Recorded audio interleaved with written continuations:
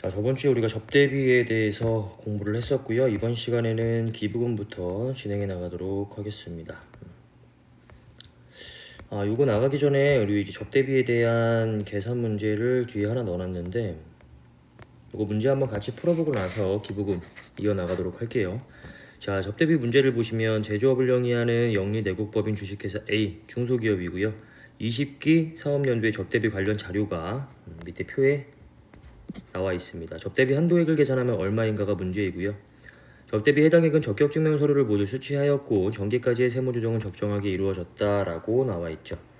양가로 1번 보시면 장부상 매출액은 얼마죠? 150억. 150억 원으로서 이 중에서 특수관계인에 대한 매출액은 80억이고 일반 매출액은 70억이다 라고 나와 있습니다.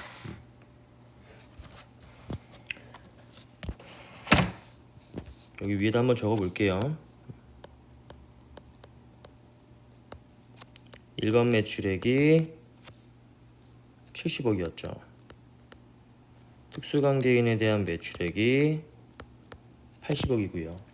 자, 일반 매출에 대한 매출 할인 5천만 원이 매출액에서 차감되어 있다. 잘했죠. 우리 여기서 지금 접대비 한도액 계산할 때 매출액은 기업회계 기준상의 매출액입니다. 그렇기 때문에 매출 할인 잘 차감되어 있는 거고요.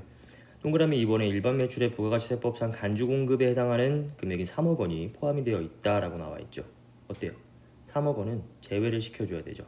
우리가 지금 구하고자 하는 접대비 한도액 계산할 때 이 매출액은 기업회계기준상 매출액이기 때문에 부가가치세법상의 간주공급에 해당되는 금액은 포함이 되면 안 되겠죠. 이건 세법상 금액이잖아요. 그럼 얼마? 3억 원을 차감을 해요. 그럼 나오는 금액이 얼마예요? 67억이겠죠. 자, 일단 양가로 1번에 대한 자료를 가지고 이렇게 정리를 할 수 있을 거고요. 양가로 2번에 손익계산서상의 판매비와 관리비 중에 접대비로 비용 계상한 금액은 7,200만 원이 포함이 되어 있다. 일단 접대비 해당액에 7,200만 원을 넣으면 되겠구나라는 판단은 쓰시겠죠. 접대비 해당액 계산할 때 일단 7,200만 원 넣어주시면 되고요. 그 다음에 정기에 접대가 이루어졌으나 단기 지급 시점에 비용 처리한 금액 400만 원이 있다. 이거는 언제의 접대비예요? 정기의 접대비죠. 접대비는 접대 행위가 이루어진 날 발생주의에 의해서 손익의 귀속 시기를 잡고 있죠. 그러면 이 400만 원의 금액은 단기의 접대비로 계산이 되어 있긴 하지만 원래는 어때요? 정기의 접대비이었어야 됐던 거죠. 그래서 이 400만 원의 금액만큼을 차감시켜줘야겠죠. 이건 정기 접대비 한도액 계산할 때 포함이 됐어야 되는 내용이고요. 이번에 단기에는 접대비 해당액에 포함되면 안 되는 내용이에요. 자, 그 다음에 문화접대비 1,000만 원이 있다. 이거 밑에 문화접대비 한도액에 이렇게 계산을 해주시면 되고요. 자, 그 다음에 양가로 3번에 직원이 조직한 단체의 복리시설비를 지출하고 영업의 비용으로 처리한 금액이다. 이거 뭐예요? 접대비에 해당이 되죠. 직원이 조직한 단체가 별도의 법인이다라고 한다면 그 법인에 지출하는 금액은 접대비입니다. 복리시설비로 지출을 했다라고 하더라도 이거는 이제 접대비로 판단을 해주셔야 돼요. 그래서 600만 원을 적어줍니다. 그래서 실제로 우리가 이제 세법상 접대비로 계상되어 있는 손익계산서 상에 그러한 금액은 일단 7,200만 원이 들어가 있기는 하지만 그 중에서 400만 원의 정기 접대비는 제외를 해주셔야 되고요. 그 다음에 600만 원의 영업의 비용으로 계상되어 있는 금액, 이거 접대비에 해당이 되니까 가산을 시켜주셔야겠죠. 그러면 내가 이번에 한도의 계산 대상이 되는 접대비 해당액은 얼마? 7,400만 원으로 계산이 될 거예요. 자, 그 다음에 접대비 한도액 계산 어떻게 해요? 일반 접대비 한도액과 문화접대비 한도액 더해가지고 계산을 하죠. 먼저 일반 접대비 한도액을 계산해보면 일단 중소기업이기 때문에 우리는 얼마의 한도? 3,600만 원의 한도를 적용시켜야 돼요. 그리고 기중에 사업을 시작한 것도 아니고 사업연도도 1월 1일부터 12월 31일이기 때문에 12분의 해당 연도 월수인 12 이렇게 해주시면 되고요. 거기다가 뭐 더해요? 매출액에 대한 한도 더하셔야 되죠. 우리 적용률을 보시면 100억 이하까지는 1000분의 3, 100억을 초과하는 금액에서 500억 이하까지는 이렇게 지금 제시가 되어 있죠.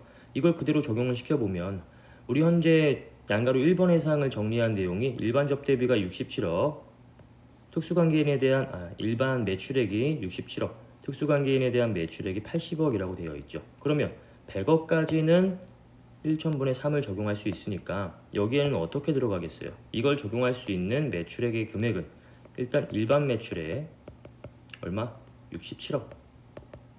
그리고 특수관계인에 대한 매출액 얼마? 100억에서 67억 차감하면 되죠. 33억까지는 1000분의 3을 적용을 해줄 수가 있겠죠. 그러면 특수관계인에 대한 매출액 80억에서 33억을 제외한 나머지의 금액 있죠. 얼마? 47억. 이거는 밑에 적용률을 적용하셔야겠죠. 100억을 초과하는 금액이기 때문에 항상 이 적용률을 적용하실 때에는 일반 매출액 먼저 적용하시고 그 다음에 특수관계인에 대한 매출액 적용하시는 거예요. 자, 그러면 67억에 대해서 이거는 색깔을 좀 달리 해볼게요. 1000분의 3, 0.3% 적용하고요. 그 다음에 33억에 대해서도 0.3% 적용하시고요. 그 다음에 나머지 금액 특수관계인에 대한 매출 47억 원에 대해서는 0.2%를 적용을 해주시면 되겠죠. 자, 그 다음에 여기서 주의하실 것 또 하나 있었죠. 특수관계인에 대한 매출액에 대해서는 전체 다 한도를 적용하는 게 아니라 10%까지만 적용을 한다라는 거. 자, 이렇게 대입을 해보면 일반 접대비 한도액이 5,800만 원이 나오게 됩니다. 문화접대비 한도액은 어떻게 계산해요? 문화접대비로 지출된 게 1,000만 원이 있었고요. 그 다음에 일반 접대비 한도액이 20%한 금액 둘 중에 작은 것으로 판단을 하죠. 계산해보면 1,000만 원 나오게 됩니다. 그러면 일반 접대비와 문화접대비를 합한 접대비의 한도액은 6,803만 원이 나오게 되고요. 접대비 한도액 7,400만 원 중에서 얼마만큼의 금액을 부인할 것인가를 결정하고 있는 거죠. 7,400인데 세법상의 접대비 한도액은 6,803만 원이기 때문에 차감을 하면 한도 초과액 597만 원이 나오게 됩니다.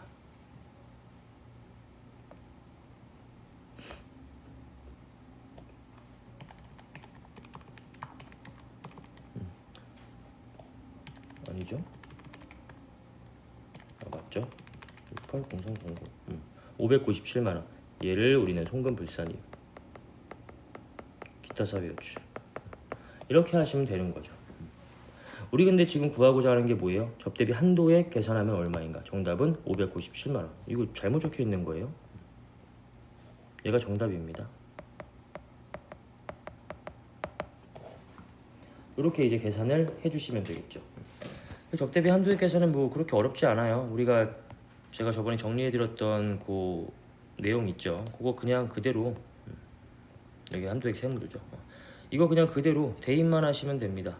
적용률은 보통은 제시가 되는데 제시가 안 될 수도 있으니까 이 정도는 뭐 암기를 해두시면 좋을 것 같고요. 기억해 주셔야 되는 거는 기업회계기준상 매출액을 가지고 이 매출액을 가지고 우리가 이제 판단을 하고 있다라는 거. 여기 일반 수익금액과 특정 수익금액은 기업회계기준상의 매출액이라는 거 주의하셔야 되고요. 그 다음에 중소기업인지 여부도 중요하죠. 문제에서 분명히 제시가 될 겁니다. 그거 가지고 또 판단하시면 될 것 같고요. 자, 그 다음에 접대비 해당액이 만약에 한도액보다 더 작은 경우라고 한다면 우리가 지금 배우고 있는 건 접대비 이만큼 지출을 했는데 세법에서는 소비성 경비이기 때문에 일정한 한도까지만 인정을 하겠다라는 거잖아요.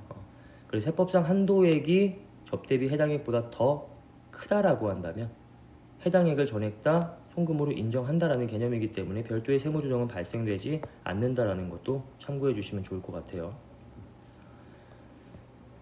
자, 그래서 그 예제를 통해서 여러분들이 정리를 좀 해주시면 될 것 같고요. 오늘의 기부금에 대한 내용을 한번 공부해 보도록 하겠습니다. 우리 일단 기부금은 개념이 범위가 나와요. 본래 기부금이 있고요. 그 다음에 의제 기부금이 또 별도로 나와 있죠. 본래 우리 기부금의 정의 한번 보도록 할게요. 내국법인이 특수관계 없는 자에게 사업과 관계없이 무상으로 지출하는 금액을 접대비라고 합니다. 이게 접대비의 이제 정의예요. 키포인트는 사업과 관계없이 그리고 무상으로 지출하는 금액이다라는 거죠. 자, 자, 우리 이제 접대비와 기부금과 광고 선전비를 비교하면서 공부를 했기 때문에 대충 어떤 내용인지는 아실 거예요, 접대비가. 우리가 여기서 조금 더 살을 붙일 내용은 의제기부금입니다.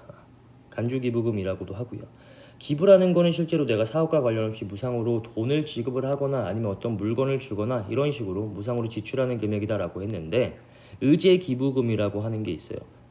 직접적으로 내가 무상으로 지출을 하는 것이 아니라 어떤 거래를 하다 보니까 내가 무상으로 지출된 것과 같은 결과가 나오게 되는 그러한 상황들을 우리는 의제기부금이라고 부르고 있습니다. 특수관계 없는 자에게 정당한 사유 없이 자산을 정상가액보다 낮은 가액으로 양도하거나 높은 가액으로 매입함으로써 실질적으로 증여한 것으로 인정되는 금액이다. 이 말에 대해서 한번 보도록 할게요. 일단 정상가액이다라는 거는 시가의 플러스 마이너스 30%의 범위입니다. 제가 이거를 이제 저가 양도를 한번 예로 해가지고 적어 보도록 할게요. 이게 새 텍스트는 안 되나?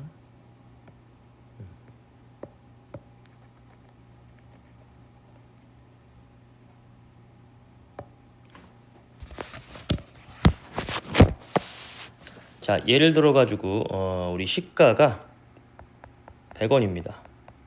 그리고 내가 이 시가 100원짜리의 물건을 얼마에 양도했냐면 양도가액은 50입니다. 이때 의제기부금을 판단할 때에는 어떻게 하면 되는 거냐면, 특수관계 없는 자와 내가 거래를 하는데 이 시가 100원짜리의 물건을 50원에 양도할 이유가 사실 나는 없어요. 그렇죠? 그렇다라고 한다면 그만큼을 내가 그 사람한테 더 기부를 했다라고 판단을 하게 돼요. 이때 시가와 양도가액을 직접적으로 비교하는 것은 아니고요. 무조건 시가보다 싸게 팔면 안 된다 이런 개념은 아니잖아요. 그렇죠? 뭐 어떤 상황에 따라서 시가보다 더 높게 팔 수도 있는 거고 적은 금액으로 팔 수도 있는 것이기 때문에 그 바운더리를 조금 이제 정해주고 있어요. 그게 시가의 플러스 마이너스 30%입니다. 이렇게 낮은 가액으로 양도했을 때 우리는 이거를 저가 양도라고 부르게 되고요.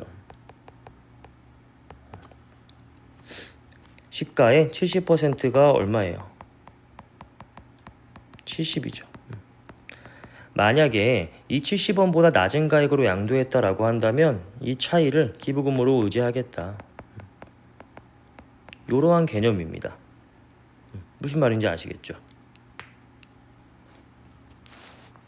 그러면 우리가 이제 기부금을 직접적으로 지출했을 때에는 손익계산서에 기부금 얼마 이렇게 계산이 되어 있을 거예요. 근데 이러한 거래로 인한 금액은 기부금 해당액에 손익계산상의 기부금 계정 과목에 기록이 안 되어 있을 거란 말이에요. 우리가 해줘야 되는 일은 무엇이냐면 이것을 기부금 한도 계산 시에 기부금 해당액에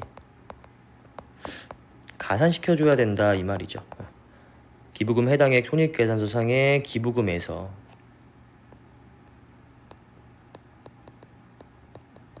이 의제기부금을 가산해서 이렇게 반영을 해줘야 된다. 이 금액을 가지고 기부금 한도액과 비교해서 세무조정이 이루어져야 된다. 이 말이고요. 그 다음 두 번째 예제 한번 들어볼게요. 시가 이번에는 100원인데 양도를 내가 얼마에 했냐 하면 150원에 했습니다. 이걸 뭐라고 해요? 죄송해요. 양도가 아니라 매입 150에 했습니다. 이걸 뭐라 하냐면 고가 매입이라고 합니다. 해볼게요. 이번에 시가의 플러스 마이너스 30%니까 어때요? 고가 매입이니까 시가에 130% 해주면 되겠죠. 그럼 얼마예요? 130원. 이 금액과 매입가액을 비교해서 이 금액보다 더 높게 너가 매입을 해왔다라고 한다면 그럴 이유가 없잖아요. 사실 특수관계인도 아닌데 특수관계가 없는 사람이랑 거래하는데 내가 굳이 130원에 100원짜리의 물건을 150원에 사올 이유가 없는 거잖아요. 그래서 일정한 바운더리를 정해주고 그 금액보다 높은 금액으로 사왔다라고 한다면 20만큼은 너가 거래 상대방에게 기부를 했다라고 판단을 합니다. 마찬가지로 이 금액도 기부금 계정 과목에는 반영이 되어 있지 않을 것이기 때문에 손익계산서상의 기부금에다가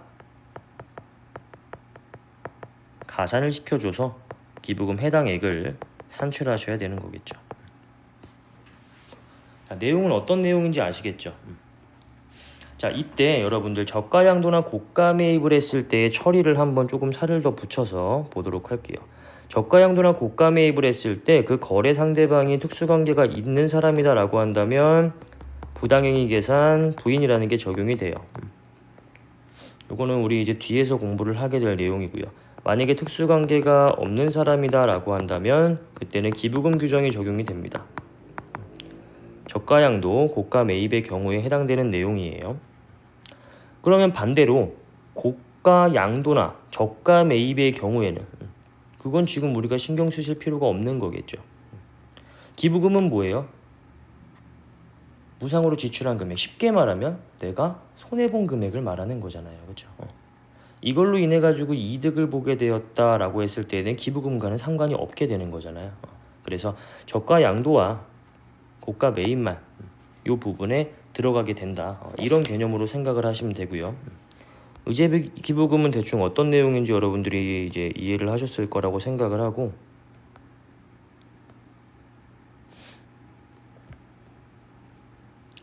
요 플러스 한번 볼게요.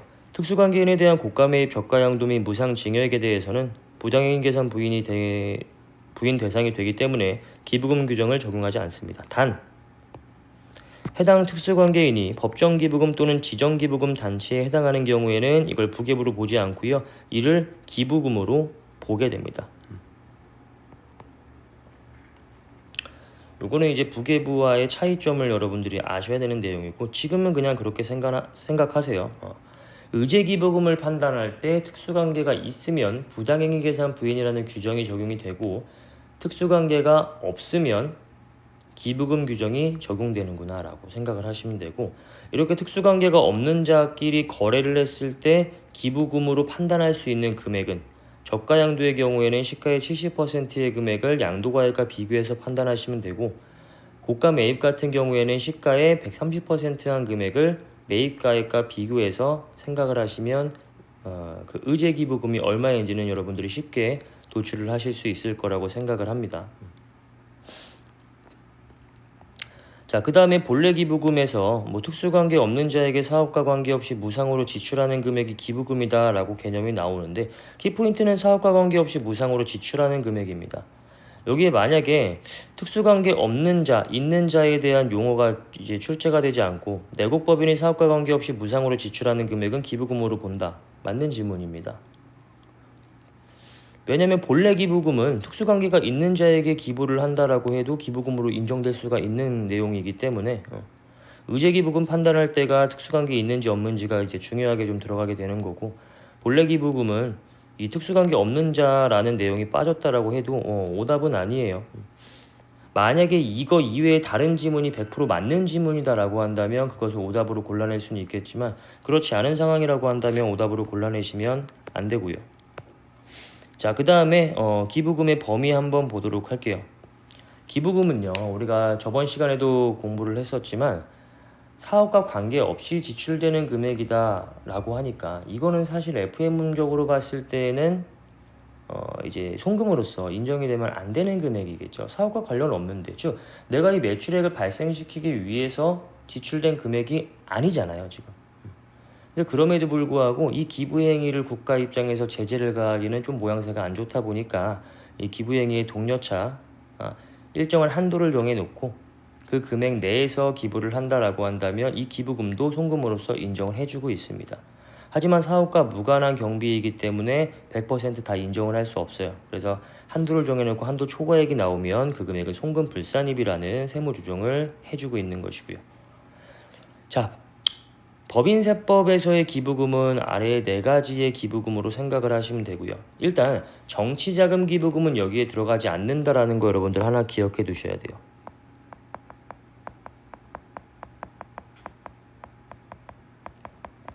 우리 여러분들 소득세 공부할 때는 개인이 정치자금 기부금으로 기부를 하게 되면 어때요? 10만원 이내의 금액은 세액공제를 해주고 초과하는 금액은 기부금으로 봐서 한도액 계산이 들어가잖아요. 근데 우리 이제 그 법인 같은 경우에는 법인이 정치에 관여를 한다. 별로 바람직한 일이 아니에요. 개인이 어떤 정당을 후원한다. 그건 있을 수 있는 일이지만 법인이 어떤 정당을 후원한다라는 거는 사회적으로 좀 바람직하지 않게 보고 있습니다. 그렇기 때문에 법인은 정치자금으로 기부를 하게 되면 전액 다 송금 불산입 대상이 됩니다.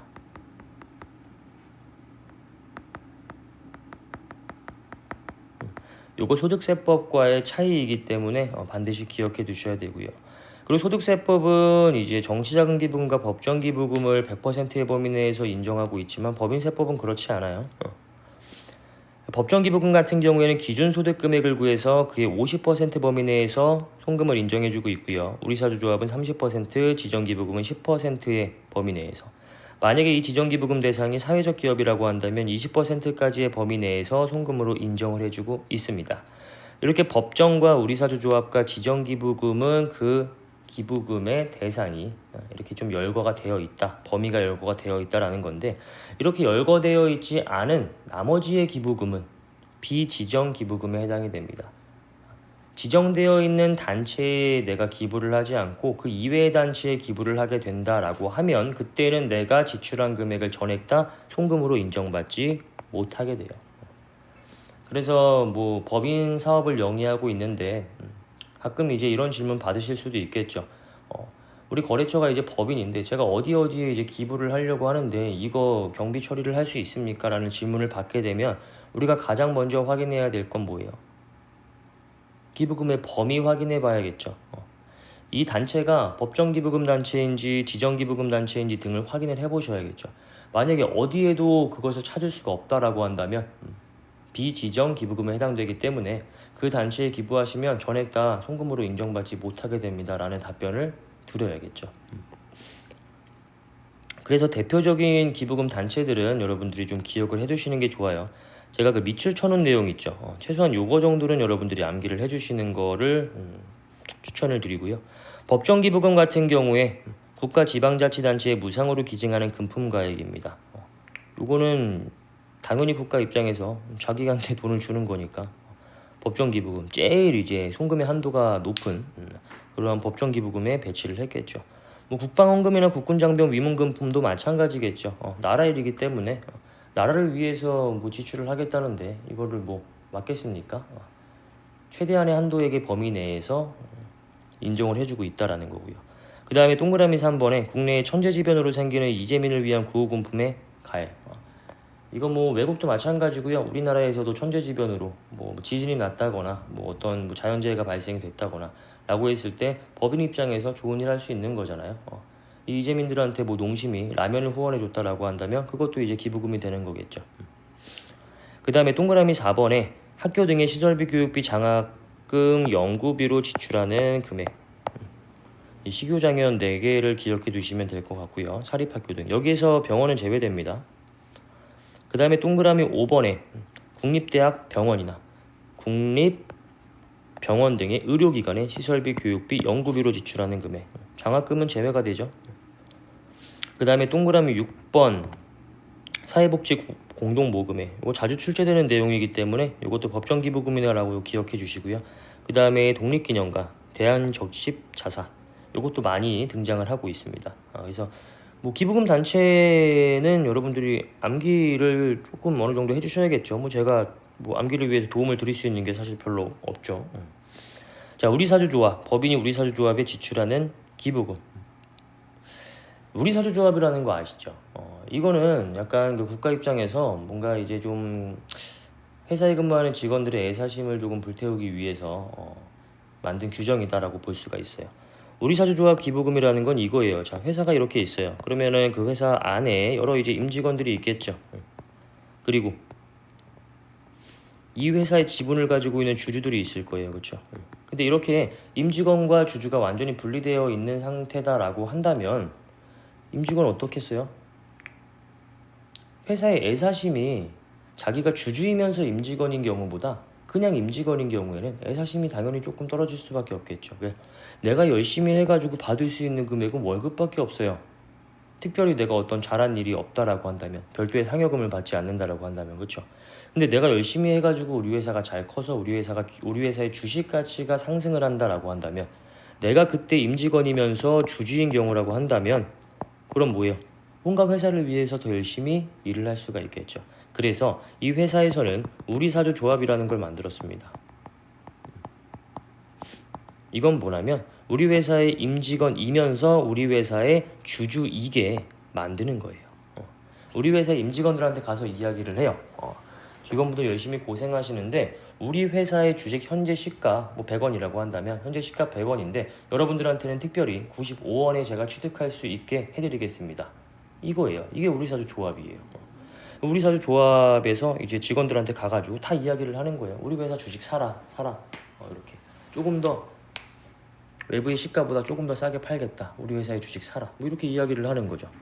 그게 이제 우리 사주 조합이라고 생각하시면 됩니다. 우리 회사의 주식을 우리 회사의 임직원들한테 팔게 되는 그러한 역할을 하는 조합이다라고 생각하시면 돼요. 이 법인이 우리 사주 조합에 기부를 했다라는 건 뭐예요? 우리 사주 조합을 장려를 해야겠죠. 그래야 많은 임직원들이 우리 회사의 주주가 될 것이고요. 그러면 많은 임직원들이 더 우리 회사를 위해서 열심히 일할 거고요. 그렇죠? 그렇기 때문에 이때 이 지출하는 금액은 우리 사주 조합 기부금의 대상이 된다라는 거예요. 뭐 대충 어떤 내용인지는 아시겠죠? 우리 사주 조합 기부금 같은 경우에는 현재 30%의 범위 내에서 송금으로 인정하고 있다라는 거고요. 국가 입장에서 좀 장려를 해주고 있는 거예요. 그 다음에 나오는 게 이제 지정 기부금이죠. 지정 기부금은 양가로 1번, 2번, 3번 이렇게 나와 있어요. 좀 많죠. 다음에 비영리 법인에 대하여 해당 지정기부금 단체 등의 고유목적 사업비로 지출하는 기부금, 사회복지 사업에 의한 사회복지법인. 이거 우리 법정기부금에서 봤던 사회복지 공동모금회 얘랑 좀 비교하셔가지고 기억해 두셔야 되고요. 그 다음에 뭐 어린이집, 유치원, 뭐 의료법인, 종교단체 이런 것들. 이러한 비영리 법인의 고유목적 사업비로 지출하는 기부금이 지정기부금에 해당이 된다라는 것이고요. 그 다음에 뭐 근로복지 진흥기금에 대한 출연금, 국민체육진흥기금 출연금 뭐 이런 것들이 있습니다. 그리고 사회복지시설 또는 그 기관, 그 다음에 국제기구에 지출하는 기부금. 요건 여러분들이 한 번씩 읽어보셔야 돼요. 이게 만약에 문제가 출제가 되게 되면 예를 들어 가지고 뭐 사회복지법인이 나왔다라고 했을 때 사회복지법인에 얼마만큼의 금액이 지출이 되었다 이렇게만 나와요. 사회복지법인이 어떤 기부금에 해당이 되는지는 알려주지 않습니다. 왜냐면 그러면 뭐 별 의미가 없다라고 생각하기 때문에 이 기부금에 대한 어떤 그 카테고리의 범위들은 여러분들이 이제 암기를 통해서 기억을 해 두셔야 돼요. 일단 암기를 한번 쭉 하시고 관련된 문제를 한번 또 다 풀어보시고요. 문제를 풀 때마다 또 여러분들이 머릿속에 기억을 하게 되면 언젠가는 또 다 암기가 됩니다. 그래서 그렇게 이제 기억을 해주시면 될 것 같고요. 그 다음에는 양가로 4번에 이제 비지정 기부금이에요. 법정 우리사주 조합 그리고 지정 기부금으로 열거되어 있지 않은 기부금을 말하며 이거는 이제 전액 송금불산 이후의 기타 사회 유출로 처분하시면 되겠죠. 우리 여러분들 그 기부금과 관련된 세무 조정은 송금불산이 한도 초과액이 나오는 경우에 기타 사회 유출로 처분합니다. 이거 우리 2장인가에서 배웠던 무조건 기타 사회 유출로 처분하는 것 있죠. 거기에 접대비 한도 초과액과 기부금 한도 초과액이 나오게 됩니다. 접대비와 기부금의 한도 초과액은 각각 기타 사회 유출로 처분하는 것이다 라고 기억해 주시면 되고요. 자, 비지정 기부금의 예 한번 볼게요. 일단 아까 제가 설명드렸던 정치자금 기부금 있죠. 요거는 개인이 기부하면 100% 한도 내에서 그 10만원 초과하는 금액에 대해서 기부금으로 이제 인정을 받지만 법인이 정치자금 기부금으로 기부하면 인정을 못 받게 돼요. 요 소득세법과 차이가 있는 것이기 때문에 요거 반드시 기억해 두시기 바라고요. 그 다음에 동창회 종친회 향후회 등에 지출하는 기부금. 사실 여러분들 그 법인이 동창이 어디 있습니까? 대표의 동창이죠. 법인이 종친이 어디 있어요? 대표의 종친이죠. 이런 것들이 인정되지 않는다라는 거예요. 그 다음에 따로 열거가 되어 있지 않은 신용협동조합, 새마을금고 등에 지출하는 기부금, 불우이웃을 돕기 위해 지출하는 기부금, 지역 새마을 사업을 위하여 지출하는 기부금. 이런 것들도 약간 지정 기부금에 들어가 있을 것 같기는 한데 열거가 되어 있지 않기 때문에 얘네들은 기부금으로 인정받을 수가 없습니다, 현재. 그래서 이제 기부금을 법정, 우리사주, 지정, 비지정 기부금까지 살펴봤는데 요거는 뭐 수업 시간에 제가 뭐 이렇게 말씀을 드릴 수는 없는 거니까 여러분들이 한 번씩 그냥 쭉쭉 읽어보세요. 아니면 암기를 위해서 제가 한번 쭉 읽어드릴까요? 그러면 나중에 이제 기부금 범위 외울 때 그냥 여러분들이 이거 틀어놓으면 암기가 될 것이니까 한번 그냥 읽어드릴게요. 자, 법정기부금에 해당되는 단체들이에요. 동그라미 1번 국가나 지방자치단체에 무상으로 기증하는 금품가액. 동그라미 2번 국방헌금과 국군장병 위문금품 가액. 3번 천재지변으로 생기는 이재민을 위한 구호금품의 가액. 4번 사립학교 등의 병원을 제외한 사립학교 등의 시설비, 교육비, 장학금, 연구비로 지출하는 금액. 동그라미 5번 국립대학 병원, 국립대학 치과병원, 서울대학교 병원, 사립학교가 운영하는 병원, 국립암센터, 지방의료원 및 대한적십자가 운영하는 병원 등의 의료기관에 시설비, 교육비, 연구비로 지출하는 금액. 6번 사회복지사업, 그 밖의 사회복지활동의 지원에 필요한 재원을 모집, 배분하는 것을 주된 목적으로 하는 비영리법인으로서 일정한 요건을 갖춘 법인으로서 기획재정부 장관이 지정고시하는 법인에 지출하는 기부금. 대표적인 예가 사회복지 공동모금에 있고요. 그 다음에 재단법인, 바보의 나눔 이런 것들이 있고요. 7번 공공기관으로서 해당 법인의 설립 목적, 수익금액 등이 일정한 요건을 갖춘 기관에 지출하게 되는 기부금. 대표적인 게 독립기념관, 대한적십자사 및 근로복지공단 등이 있습니다. 이렇게 법정기부금에는 7가지가 현재 열거가 되어 있고요. 그 다음에 지정기부금에 대한 단체 한번 읊어드릴게요. 다음의 비영리법인에 대하여 해당 지정기부금 단체 등의 고유목적 사업비로 지출하는 기부금. 1번 사회복지법인, 2번 어린이집, 3번 유치원, 학교, 기능대학, 전공대학 형태의 평생교육시설, 원격대학 형태의 평생교육시설. 4번 의료법에 의한 의료법인. 5번 종교단체. 6번 주무관청의 허가를 받아 설립된 비영리법인. 그 다음에 다음의 용도로 지출한 기부금도 지정기부금의 대상이 됩니다. 7번 유아교육법에 따른 유치원, 초중등교육법 및 고등교육법에 의한 학교 등 법정 교육기관의 장이 추천하는 개인에게 교육비, 연구비, 장학금으로 지출하는 금액. 8번 공익신탁으로 신탁하는 기부금. 9번 사회복지, 문화, 예술, 종교, 교육, 자선, 학술 등 공익목적으로 지출하는 기부금. 근로복지진흥기금 출연금과 국민체육진흥기금 출연금, 그리고 소기업 소상공인공제 출연금이 대표적인 지정기부금에 해당이 되고요. 그 다음에 나머지 지정기부금입니다. 10번 사회복지시설 또는 그 기관, 아동, 노인, 장애인 복지시설 등에 지출하는 기부금이 해당이 되고요. 11번 국제기구에 지출하는 기부금. 12번 법인으로 보는 단체 중에 고유목적 사업 준비금의 설정 대상인 지정기부금 대상 단체를 제외한 단체의 수익사업에서 발생한 소득을 고유목적 사업비로 지출하는 금액. 13번 2018년 2월 13일 전에 정부로부터 허가 또는 인가를 받은 학술연구단체, 장학단체, 기술진흥단체, 문화예술단체, 환경보호단체에 2020년 12월 31일까지 지출하는 기부금. 2018년 2월 13일 전에 지정기부금 단체로 지정되어 있었던 단체에 2020년 12월 31일까지 지출하는 기부금. 이상 지정기부금에 대한 범위였습니다. 이거 여러분들이 이제 기억하시면서 이제 암기를 해주시면 좋을 것 같고요. 됐죠. 여기서 이제 또 한 가지 여러분, 아까 제가 설명드렸던 그 비지정기부금 정리할 사항이 하나 있는데, 여기 이제 불우이웃 돕기를 위해서 지출하는 기부금의 구분입니다. 종전에는 불우이웃을 돕기 위해서 지출하는 기부금, 그리고 지역 새마을 금고 등에 지출하는 기부금, 이게 이제 지정기부금에 해당이 되었었어요. 근데 이제 2018년 3월 21일 날에 삭제가 되어서, 삭제된 이후에는 지정기부금 중에서 이 그 동그라미 9번에 해당되는 내용에 현재 포함이 되어 있지 않습니다. 원래는 여기에 얘도 들어갔다는 거예요. 새마을금고 등에 지출하는 기부금과 불우이웃을 돕기 위해 지출하는 기부금 들어갔는데, 이제는 해당이 안 된다는 거예요. 이제 얘네들은 지정기부금이 아니라는 거죠. 따라서 불우이웃 돕기를 위해서 지출하는 지정기부금 인정되지 않고요. 비지정기부금으로 판단하시면 될 것 같습니다.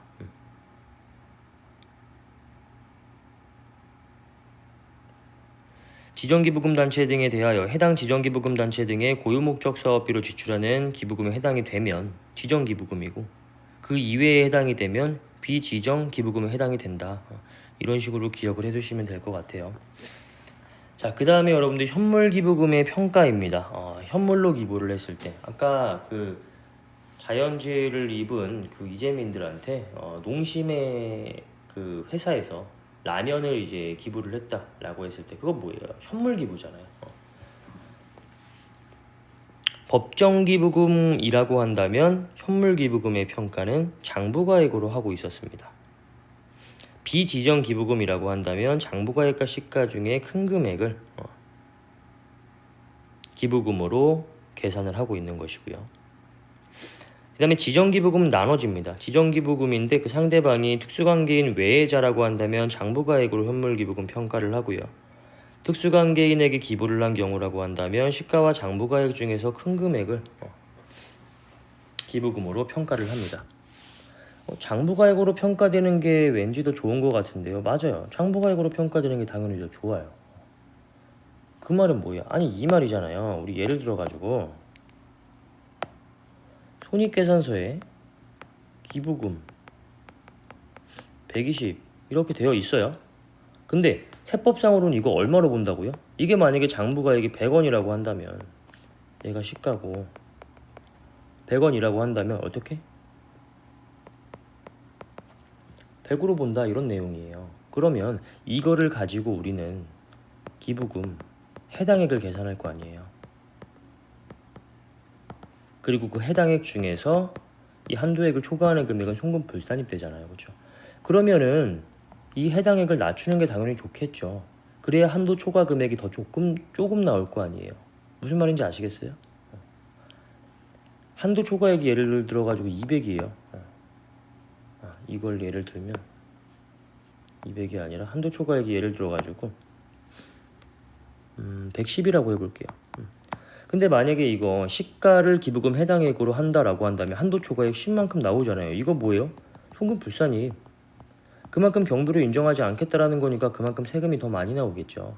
근데 이거 장부가액으로 기부금 해당액을 반영한다라고 한다면 한도 초과액 발생하지 않죠. 그러면 이 금액 전액 다 인정한다라는 개념이잖아요.